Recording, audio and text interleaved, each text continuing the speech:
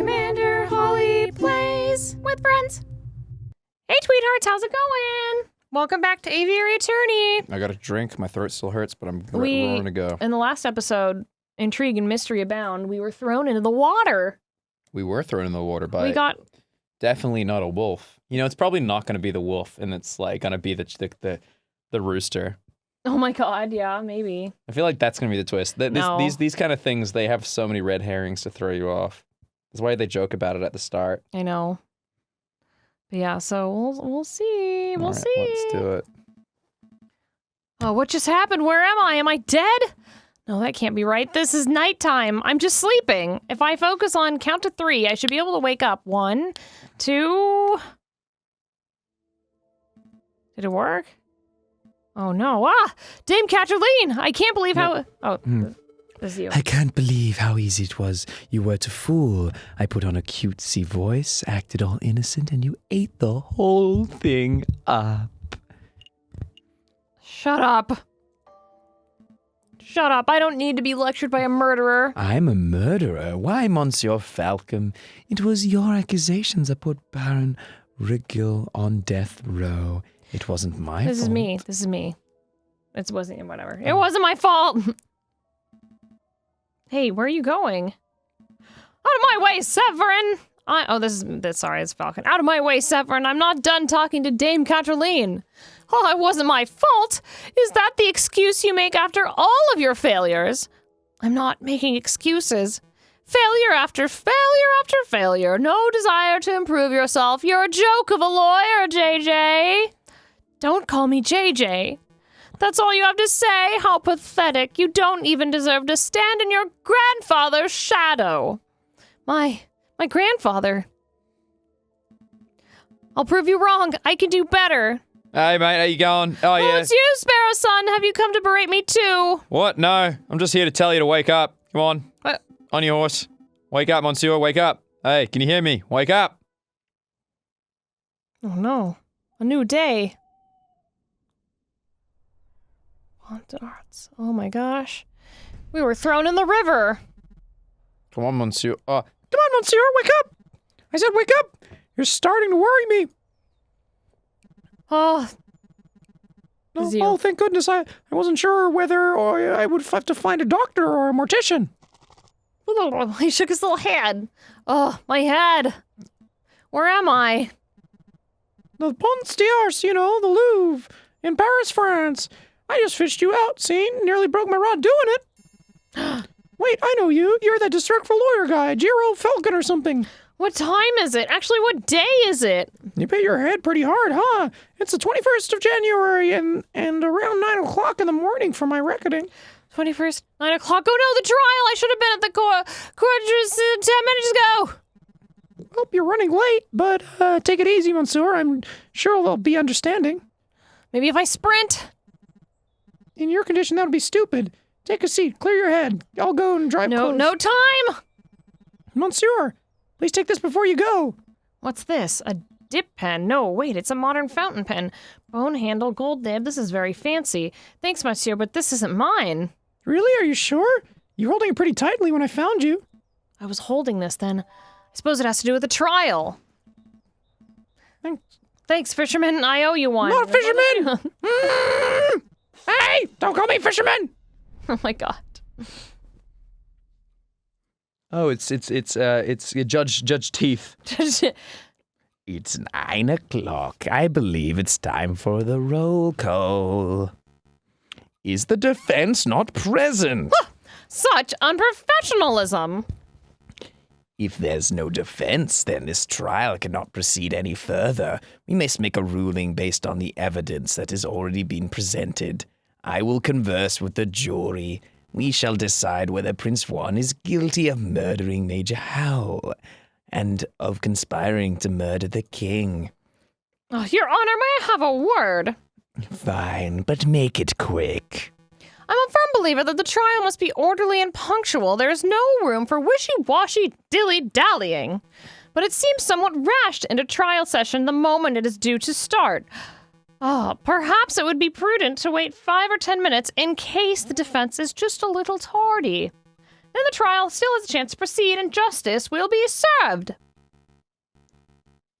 You are the prosecution, are you not? You have nothing to worry about. The guilty verdict is all but guaranteed. Your Honor, you appear to be confused. I'm not here to secure a guilty verdict. Of course you are. You are prosecutor. By definition, you're here to prosecute. No, my job description is to prosecute, but I'm here in this courtroom to ensure that justice is served. Oh, he's not a bad guy then. No, he's a good guy. An unfair and unbalanced trial is not in the spirit of justice.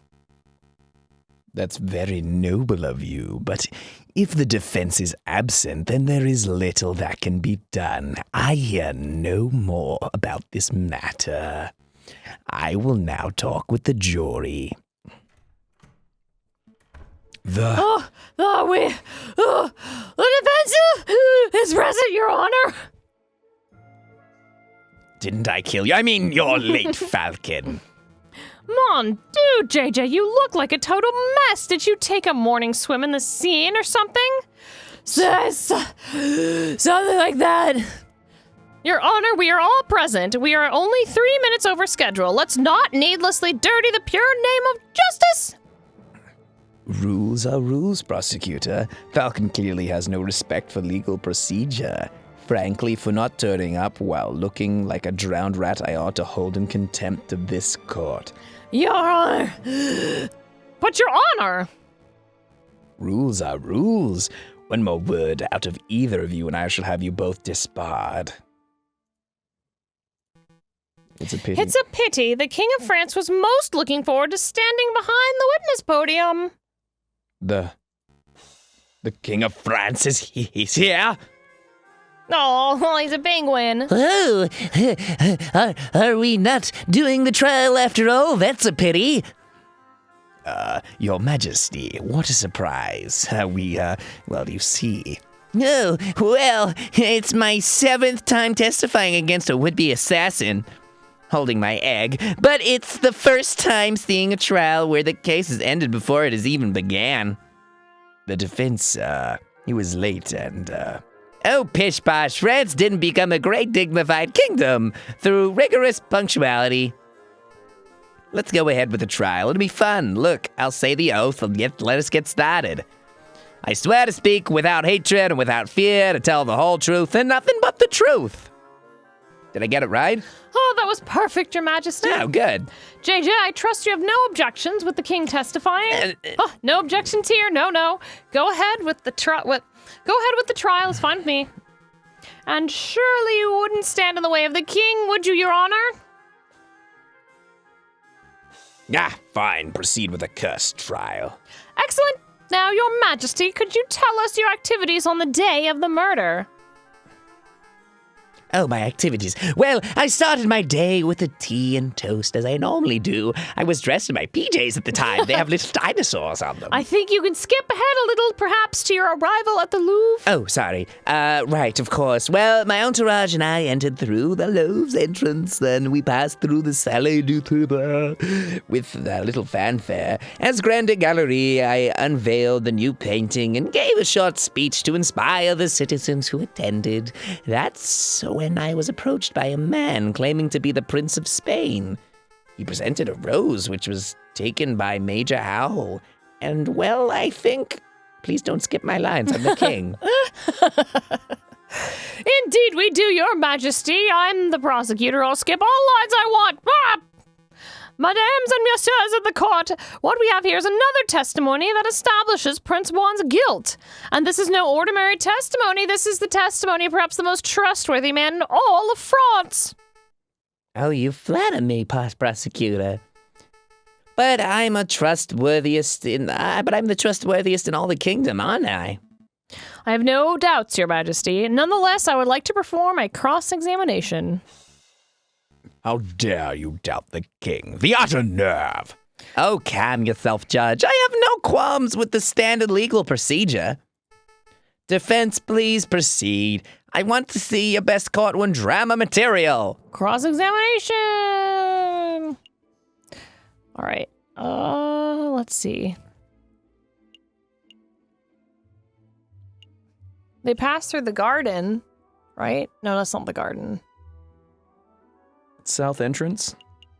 Because he remember he entered with an entourage, which is probably bullshit. Okay. Your Majesty, you say you entered the Louvre from the south entrance. Oh, indeed. We approached from the Hotel de Ville, so it was an easy riverside stroll. Did you see anyone or anything suspicious around the Louvre's entrance? Suspicious? I'm afraid not, Monsieur. Just regular riverside types. People who fish. People who fish, you know, vendors, that kind of stuff. I don't think we're going to get anything from this one. Do you think so? Maybe. Are you sure? No. If I ask him, are you sure, they'll be mad. Oh, wait, maybe I should ask him if he's sure. I don't remember. Maybe I should. I'll go try it. Are you sure? Oh, mon Dieu, Falcon, are you suggesting it? Still tugging at this thread. Just wanted to be, what should I say? I wanted to be thorough? I don't remember. Because we want to make sure that he didn't see anyone putting powder on the rose, remember? Oh, yeah. Well, no, but we already proved that wasn't true. Okay. Just wanted to be thorough. Yeah, do we have another question for him? No. Let's keep asking. Okay. Prince of Spain. Grand Gallery. Yeah, sure. Because that's where the chocolate was. Mm-hmm. Now, Your Majesty, I would like to ask about your activities in the Grand Gallery. You hear an inspiring speech. Huh? I mean, I'd love to hear it. Could you give us a rendition of your speech? What, right now, without my cue cards? I'll give it a shot. Mesdames and messieurs, welcome to the grand unveiling of my beautiful portrait. I don't claim to be the greatest king penguin to ever have reigned over France, nor the handsomest, nor the most competent. But some may argue that I'm not even top 10 material. But I am a humbled king penguin. Some consider me to be the most humblest king penguin. Your Honor, I object. This speech is a travesty. Sustained.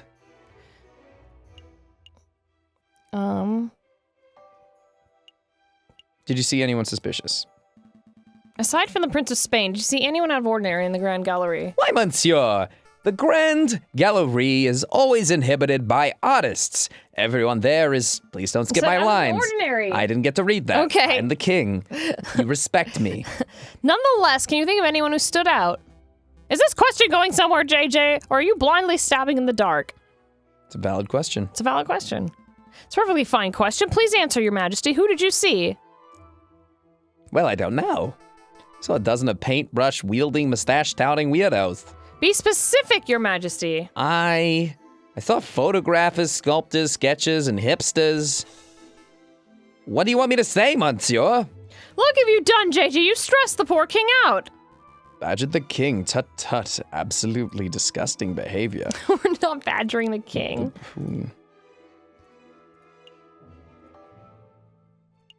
I guess the princess... Oh, yeah, that one. This one? Yeah. Indeed, this is you. Oh, indeed. We stopped briefly This is- at... no, I this don't is even the know what the penguin. question was. It was like, what did you see in the Grand Gallery? Oh, indeed. We stopped briefly to look at the paintings, and then then moved on to the Grande Gallery. Could you elaborate? What did you see in the Salle de Tubray? What did I see? Well, Roman stuff mostly. I mean, aside from the Roman artifacts, for example, did you talk to someone in the room who wasn't a member of your entourage? You're reaching, JJ. The king already testified that he passed through without encountering anything of interest. I have reason to believe that this is a key moment on the day of the murder. I want the king to elaborate on exactly who he saw. Then I suppose that you will have to proceed, Your Majesty. All right, so let me think. There was the giant doorstop, and there was that copper urn thing. Wow, he's right. Oh, there was something else. Now that you ask, I was offered a box of chocolates by some peasant mamlos. Oh my god, it's the fucking swan. I don't have much of a sweet tooth, but Major Hall was keen to accept a chocolate or two on my behalf. What?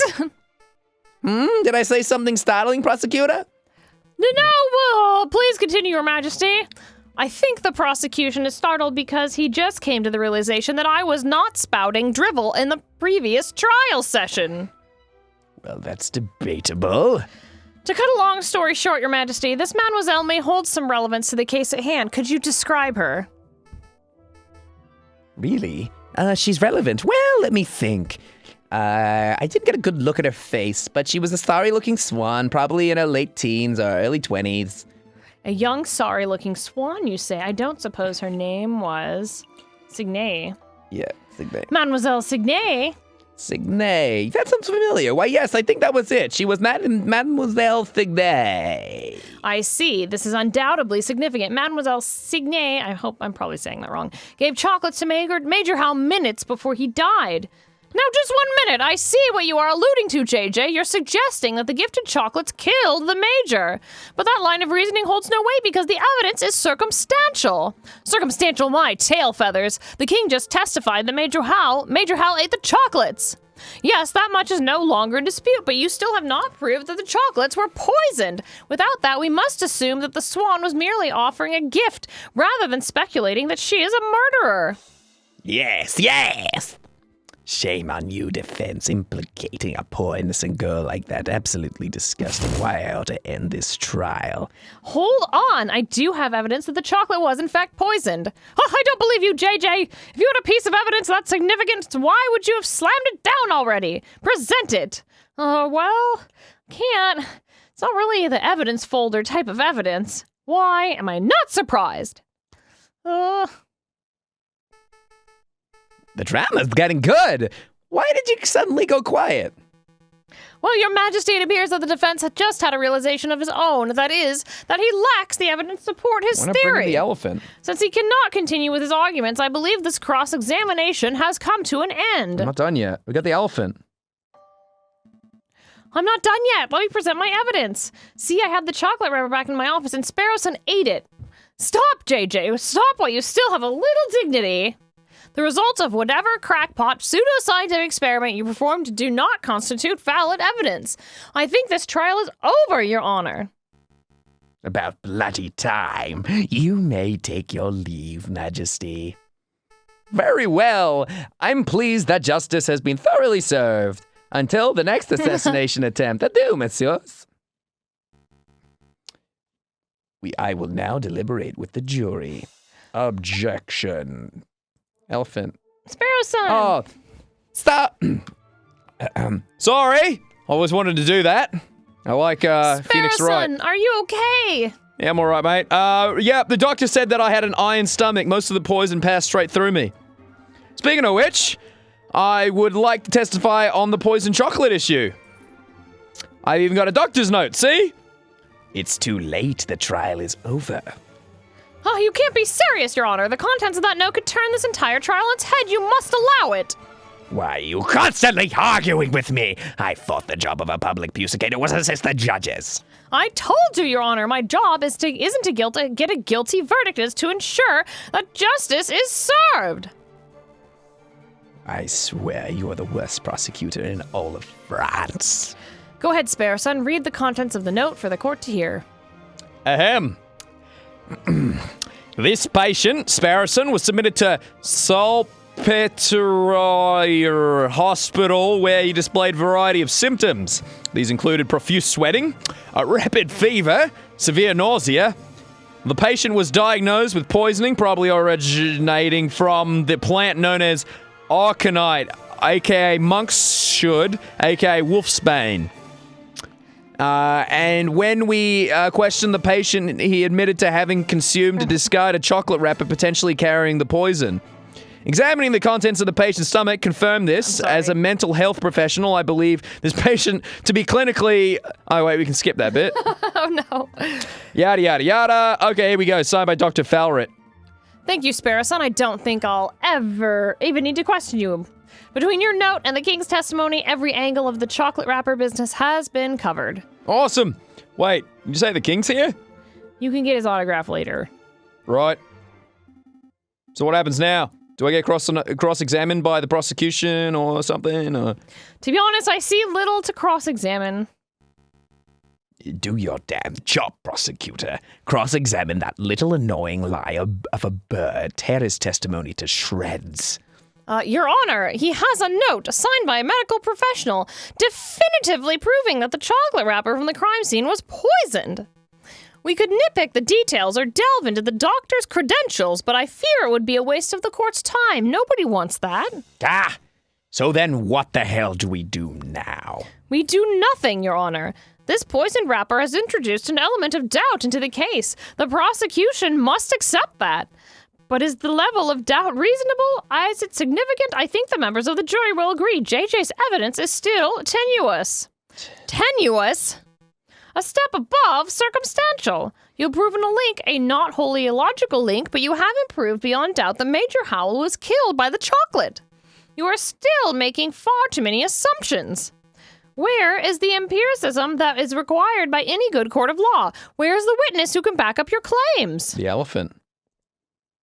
Sparrowson. Oh, I brought along a witness. Maybe she can help. Swan girl? Maybe? Yeah, how's Swan girl? Hello. Where's your swan? You. Sparrow Son, it's great to see you on your feet, and you have been an enormous asset to the case, but what are you trying to pull off now? Surprise witness! Surprise witness! Yeah! I remember you mentioning that you liked calling surprise witnesses, so, Cocorico likes it. Oh, Cocorico, so I thought I'd beat him at his own game!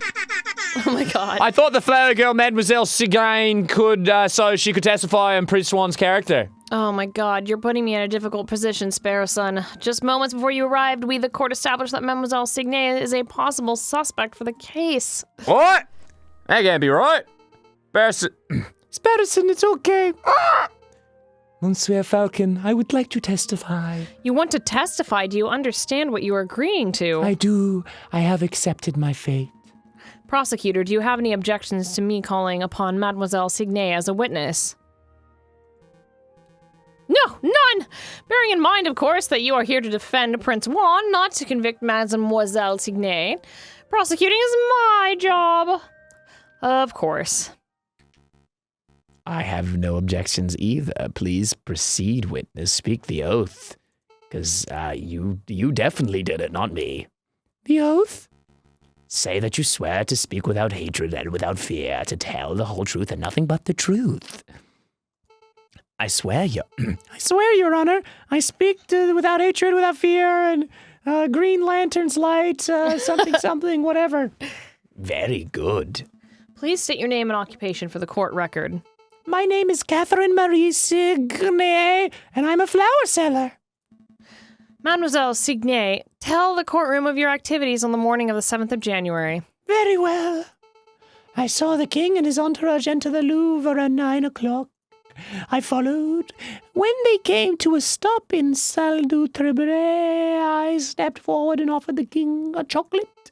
He refused, but a guard, a big dog by the name of Major Howe, was happy to oblige. The guard died because I personally had previously added poison to the chocolates. No, Sigain!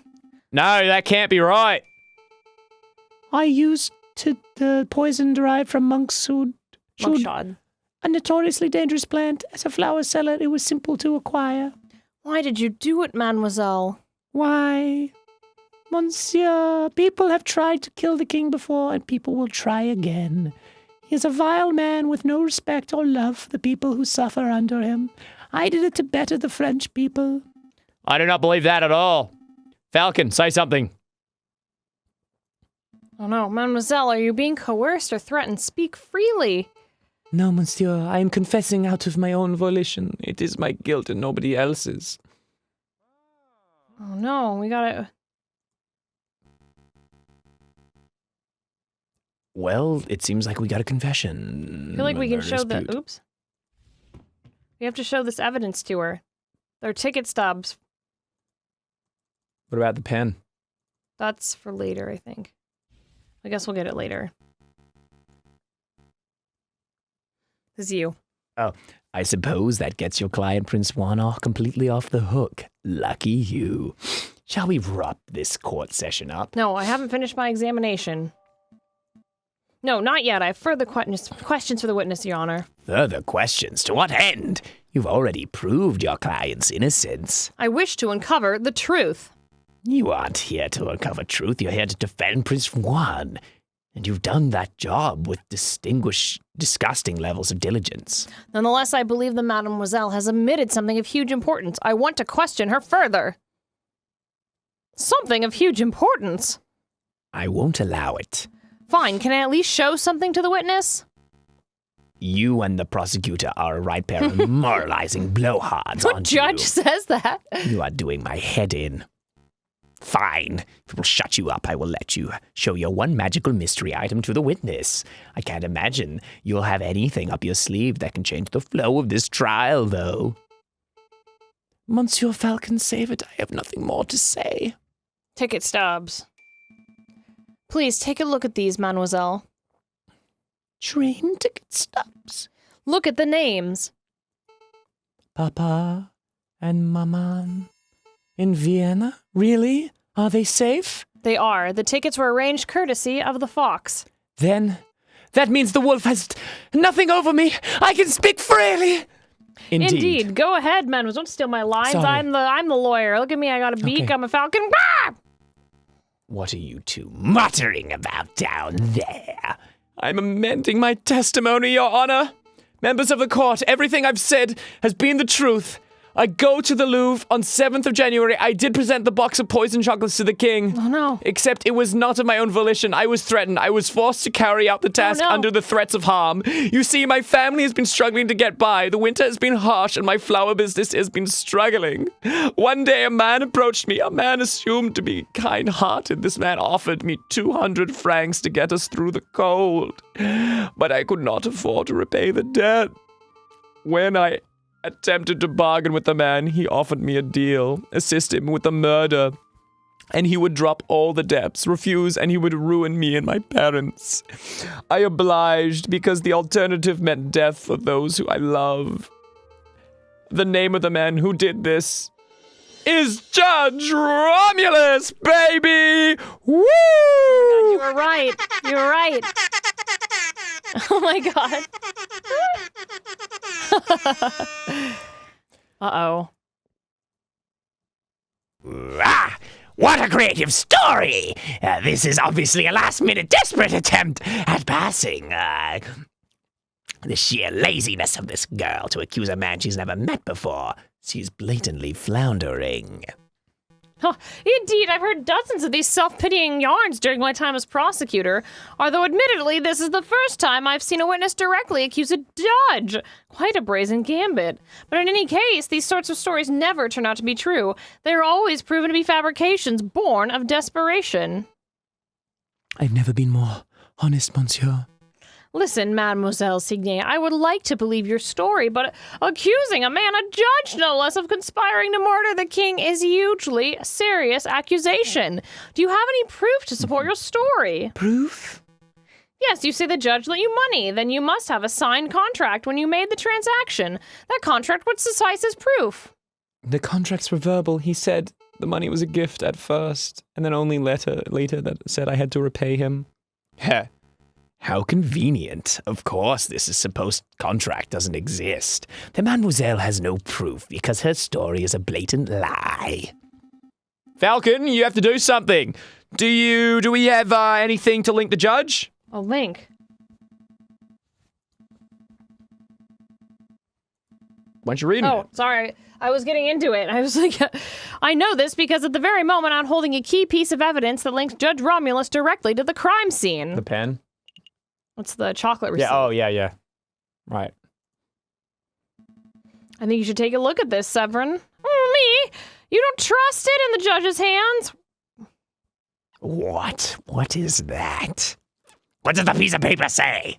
This is a receipt for a box of chocolates from Landerhagslack's Chocolate Emporium on the 6th of January, made out to a man named Romulus.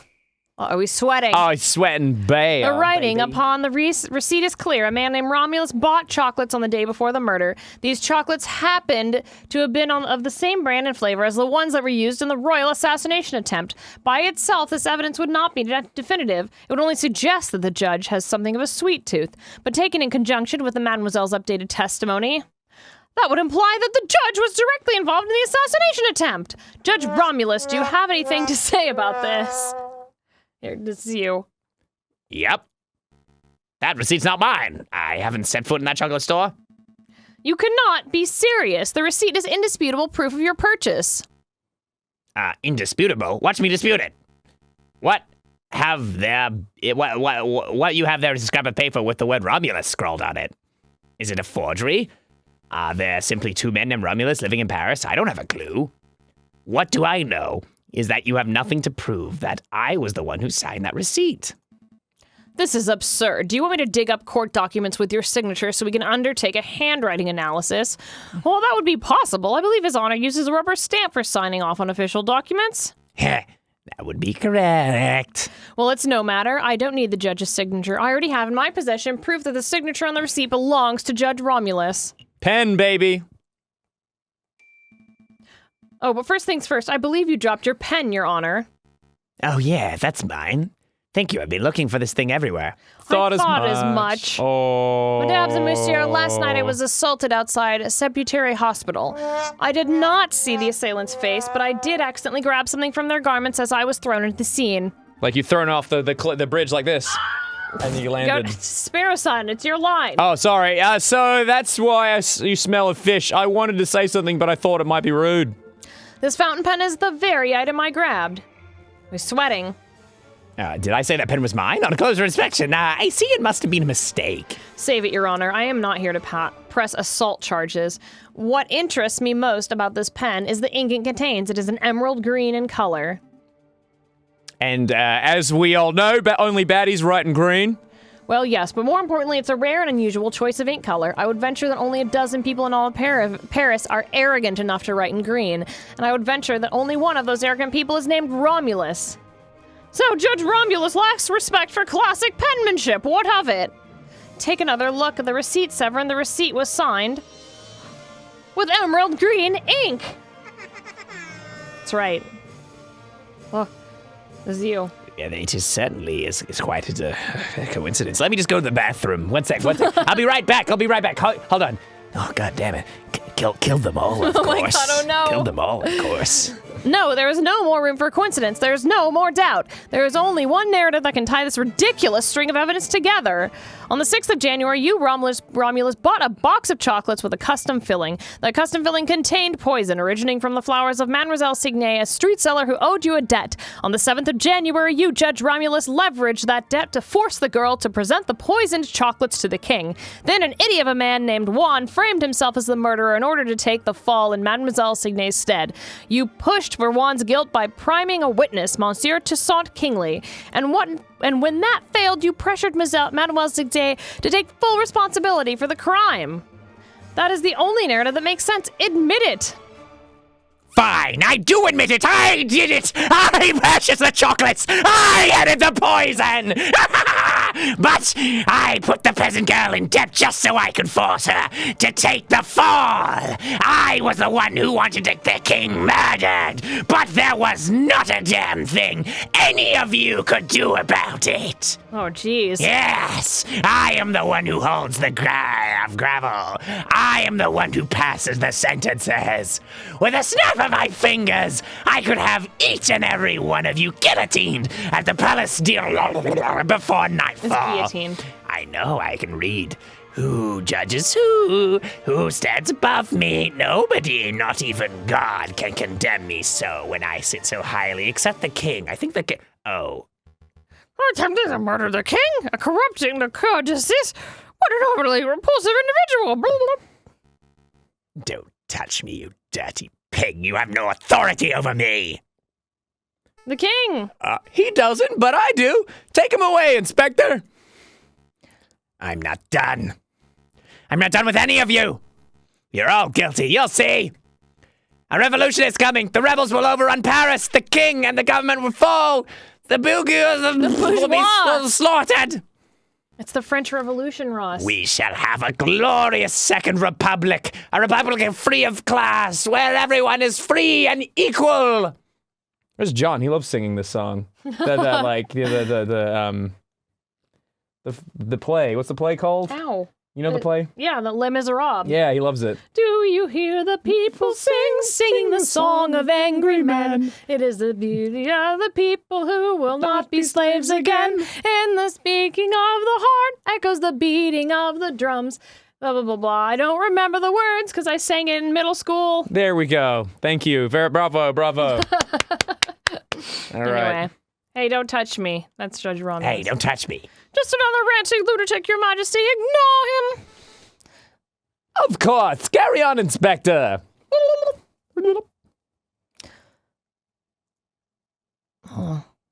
What? What happens now? There's no...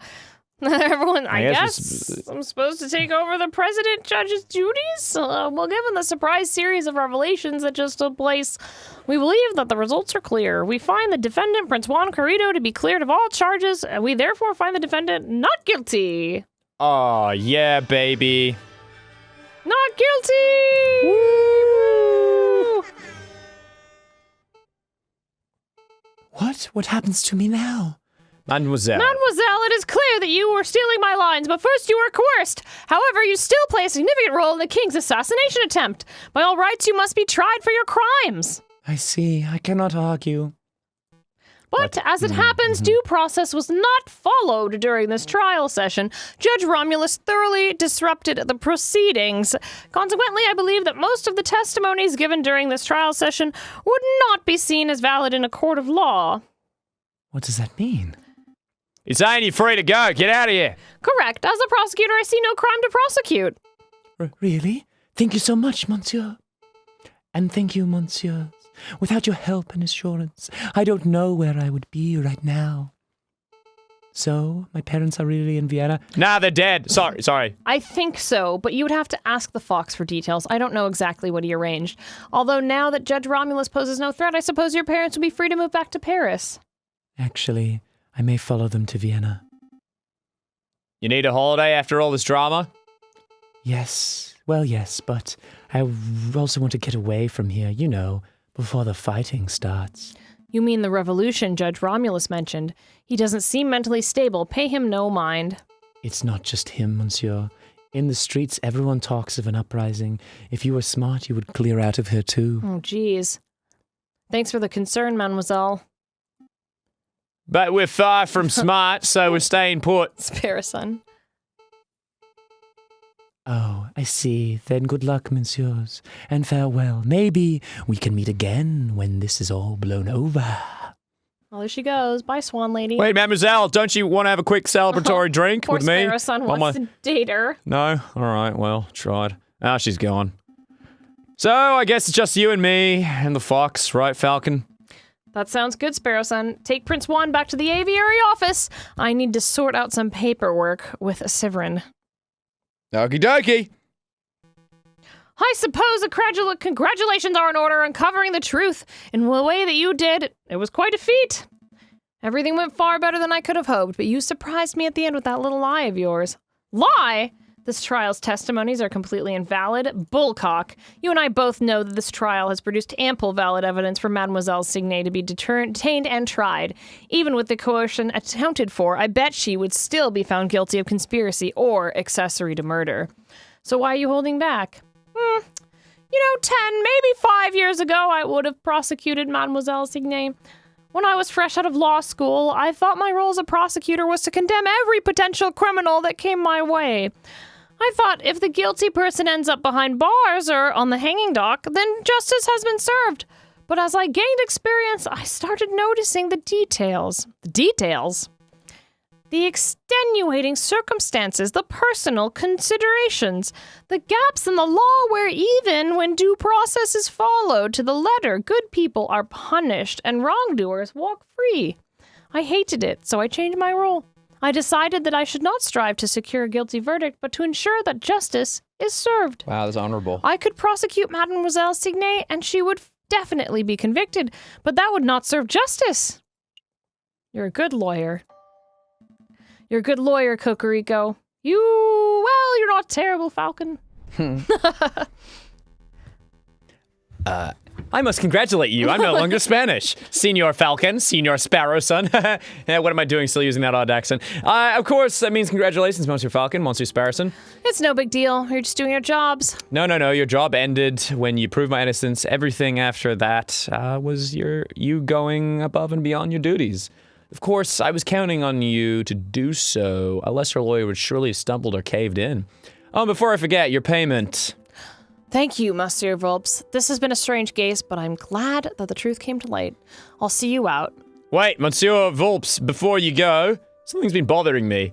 Why did you come to us for the first place? Surely there are much more reputable lawyers out there who could have done the better job. Oh? I mean, more reputable than the Falcon that stands before me?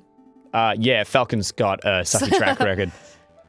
True, he does have a mixed record, but his family name is hugely respected in the lawyering world. I chose Monsieur Falcon as my lawyer because for that reason alone. Huh? Really? Never heard of another lawyer named Falcon. Let's not go down that road. Is it supposed to be like Volps. Phoenix Wright? Why? What? Phoenix Wright? Because he's Phoenix? Oh, I don't know. I don't know. I don't go by my old name for a reason. Oh, that is fair. We shouldn't be fixated on the past, should we? After all, it's already been and gone. The future is where our potential lies. That's what we should be paying attention to. A storm is approaching fast. You mean the revolution that Crook Judge mentioned? Indeed. I dare say that the wolf is right. Rebellion is coming, one way or another. Listen, Monsieur Falcon, you'll probably have a surge of work over the next coming days. If you want me to dig up the dirt on anyone, please feel free to drop by my office anytime. Dig up the dirt? I'm a private investigator. That's what I do. Well, bear that in mind. Thank you, Monsieur Volps. Good day, Monsieurs. I'm going to get a drink. Seriously, Falcon? What? I was just going to ask if you wanted tea or coffee. Little lush. That was a great... Yay, we did it. End of Act 2. All right. Thanks for watching, everyone. Thanks for watching, everyone. There's a bunch more acts, so we may take a break from playing this again for a little bit, and then we'll come back to the rest of the acts. We will finish this game, though, because I absolutely love it. It's a great game. It's adorable. So it is not the end of Aviary Attorney. Falcon on Sparrow Sun will return soon. Yay. Bye-bye, guys. I like birds. You like birds. I like birds, so click on that little bird. I like birds. You like birds, so click on that little bird to become a tweetheart.